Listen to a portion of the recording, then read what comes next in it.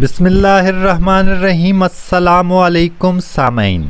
शायर फितरत और शायर इनकलाब जोश मली आबादी की शाहकार नज़्म किसान पर हम आज बात करने जा रहे हैं। तो सामईन, जोश मली आबादी, जैसा कि मैंने पहले कहा कि शायर फितरत और शायर इनकलाब है, तो शायर फितरत होने के नाते उनका ताल्लुक़ या उनकी तवज्जो या उनकी निगाह जो है वो फितरत के शाहकारों की तरफ से। तो किसान भी फितरत का हिस्सा है, किसान के जो मुतल्लिकात हैं वो सारे फितरत के ही मुतल्लिकात हैं। तो किसान पर जो ये नज़्म तहरीर की गई है उसका अंदाज़ देखिए कि उसमें जो शेरों की तरतीब है वो मसनवी के से अंदाज़ की सी है कि हर एक शेर में अपना काफ़िया रदीफ़ पाया जाता है। जैसे पहले शेर में पनाह और बादशाह, उसके बाद बीम और नसीम, गवाह और निगाह, रकीक और रफ़ीक। तो जब हर एक शेर में काफ़िया रदीफ़ दूसरे शेर से जुदा होता है तो ऐसी नज़्म को हम उसकी बनावट के एतबार से मसनवी कहते हैं। तो सामईन, बढ़ते हैं नज़्म की जानिब और देखते हैं कि शायर ने किस उम्दगी से इस नज़्म में किसान की तारीफ़ की है। तो जैसे कि इसका मरकज़ी ख़याल तो वाज़े है कि इस नज़्म में शायर ने किसान की तारीफ़ बयान की है। नाज़रे गुल पासबाने रंगो बू गुलशन पनाह, नाज परवर लहलहाती खेतियों का बादशाह। तो पहला शेर मैंने पढ़ा कि नाज़रे गुल, गुल का नाज़र, गुल को देखने वाला, गुल का दीदार करने वाला फूलों का। पासबाने रंगो बू, और रंगों और खुशबुओं का निगहबान। गुलशन पना, और पूरे बाग की हिफाजत, उसकी हिफाजत करने वाला। नाज परवर, नाज उठाने वाला, नखरे उठाने वाला। लहलहाती खेतियों का बादशाह, कि वो अब नाम नहीं लिया जा रहा। और इस नज़्म की तरतीब भी यूँ है कि शुरू से वो चलता है और बग़ैर नाम लिए वो उसकी तारीफ़ करता है कि वो किसकी बात कर रहा है, और वो बिलाशुबा किसान की बात कर रहा है। और जिसकी तारीफ़ को वो बढ़ा चढ़ा कर पेश कर रहा है कि ये नाज़रे गुल है, पासबान रंगो बू और गुलशन पनाह है, नाज परवर लहलहाती खेतियों का बादशाह। वारिसे असरारे फितरत फातह उम्मीदो बीम, महरम इसरारे बारां वाक़िफ़ तबअ नसीम। वारिसे असरारे फितरत, फितरत के असरार का वारिस, यानी कुदरत के राज़ों का वारिस। कि कुदरत के राज किसान से बेहतर कौन जानता है? वो कौन है जो फितरत से हम आहंग रहता है। फातह उम्मीदो बीम, उम्मीद और बीम का, यानी वो उम्मीद का फातह है, वो विनर है, वो जीतने वाला है, वो उम्मीद को बेहतर जानता है। क्यों? क्योंकि किसान से बढ़कर कोई शख्स पर उम्मीद नहीं होता जो इतनी सख्त ज़मीन में हल चलाता है जहाँ अभी नमी का निशान तक नहीं होता। तो उम्मीद उसी को उम्मीद होती है कि कल परसों 2 महीने बाद 4 माह बाद ये मेरी फसल खिलकर एक फल देगी और सारे जहान को, सारे इलाके को, सारे ख़ानदान को, किसान को खुशी फराहम करेगी। महरम असरारे बारां, बारां के राज का महरम, वो जानता है कि कब बारिश होगी। वाक़िफ़ तबअ नसीम, और नसीम की तबीयत से वाक़िफ़ शख्स। और ये सब कौन है? ये सब के सब किसान है। और किसान को कहा जा रहा है महरम असरारे बारां, कि बारिश के असरार, सिर की जमा असरार होती है और सिर कहते हैं राज को, असरार जमा राज।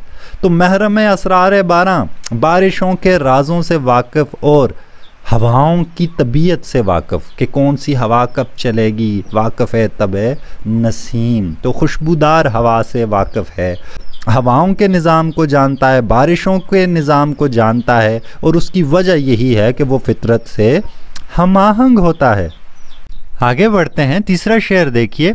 जलवा कुदरत का शाहिद, हुस्न फितरत का गवाह, माह का दिल, महर आलम ताप का नूरे निगाह।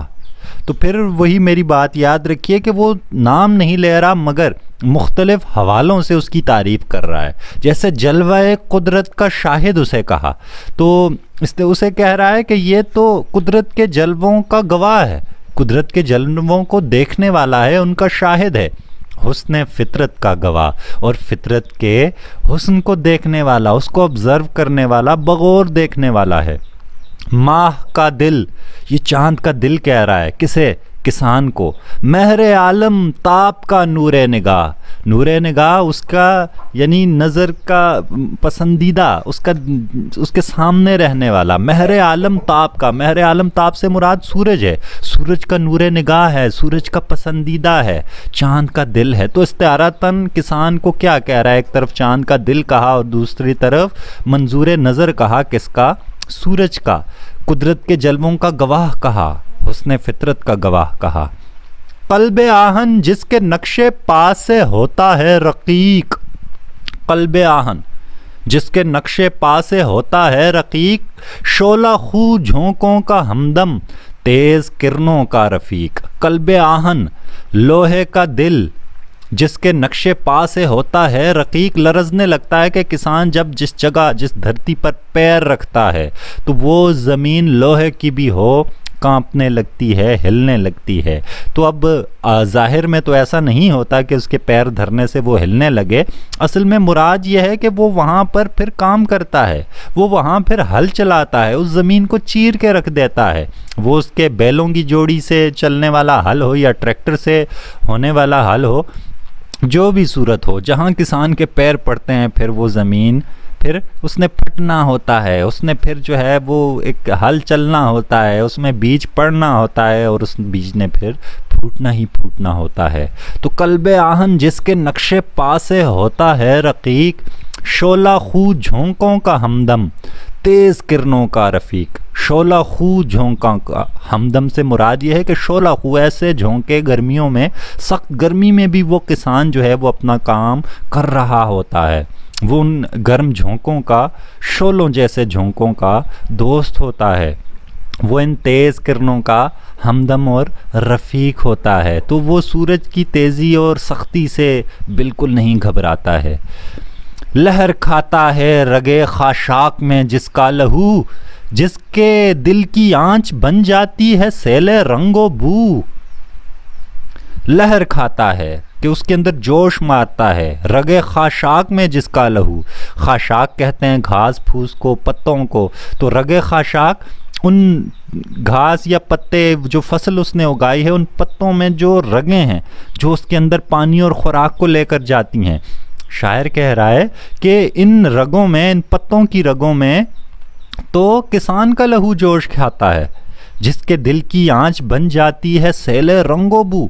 और ये तो किसान के दिल की गर्मी है, उसके दिल की आंच और तपिश है कि जो एक रंग और खुशबू का सैलाब बन जाती है। सैले रंगोबू, रंग और खुशबू का सैलाब बन जाती है। असल में ये किसान की दिल की गर्मी उस पत्ते तक पहुंचती है और उस फल तक, उस फसल तक पहुंचती है, और जो उसे एक खुशबू और रंगों का सैलाब बना देती है।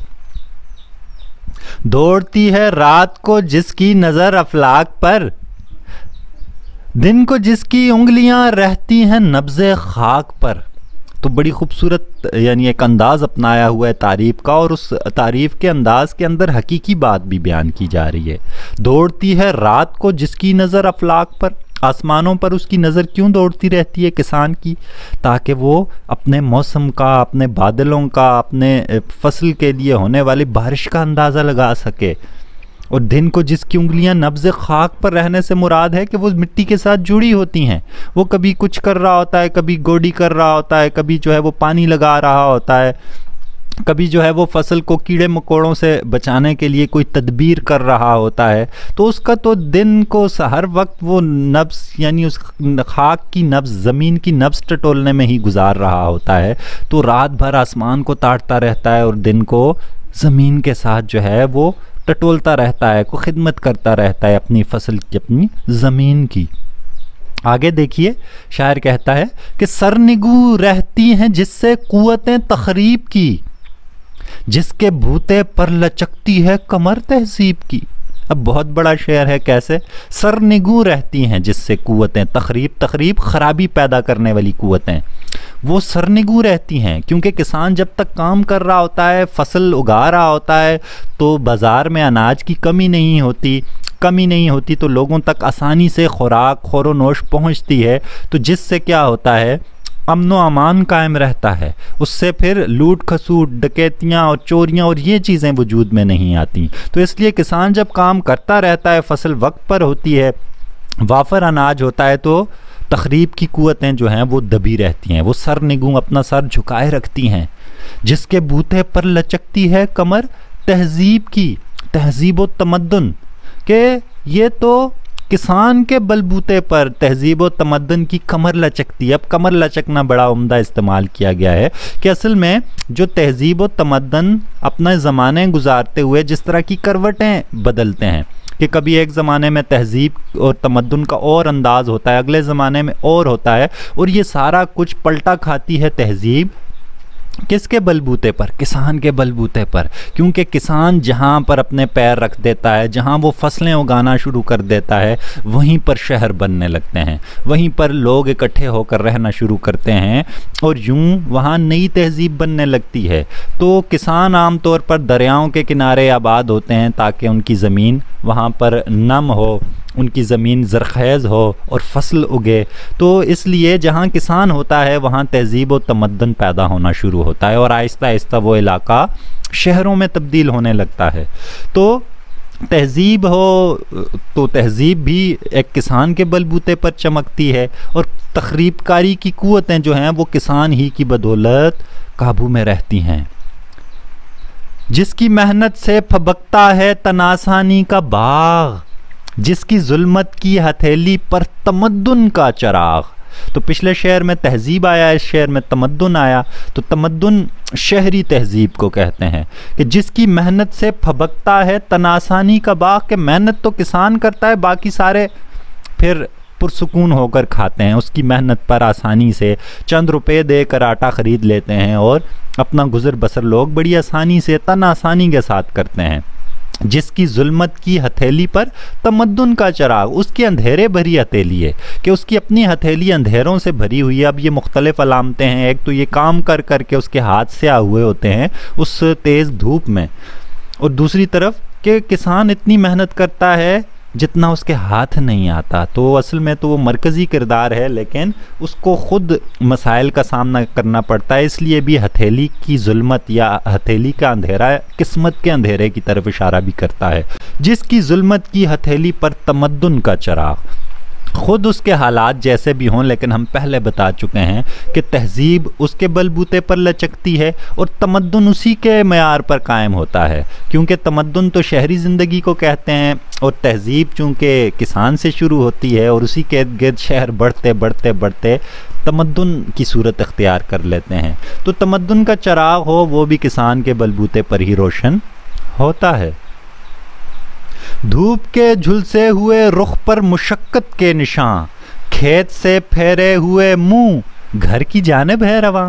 अब एक और ख़ूबी से ये एक आखिरी उसके अशार हैं, आखिरी दो अशार हैं कि धूप के झुलसे हुए रुख पर मुशक्कत के निशान। तो किसान चेहरे से पहचाना जाता है, वो सख्त गर्मी को, सख्त सर्दी को, मौसमों की शिद्दतों को बर्दाश्त करता है। और आखिर शाम को कहता है खेत से फेरे हुए मुंह घर की जानिब है रवां। तो अब आखिरी मंजर या आखिरी शेर देखिएगा, जिससे अंदाज़ा होता है कि अच्छा ये इसकी बात कर रहा था।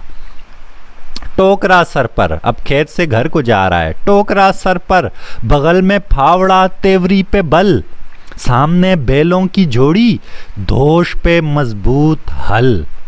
सामने बैलों की जोड़ी दोष पे मजबूत हल। तो ये आखिरी शेर खुलकर बता रहा है कि ये किसान है, कि टोकरा सर पर टोकरा उठाया हुआ है, बगल में फावड़ा, फावड़ा ज़मीन खोदने का एक औजार है, तेवरी पे बल, और उसके माथे पर बल होते हैं, सख्त काम करने की वजह से वो नज़र आ रहे होते हैं बल।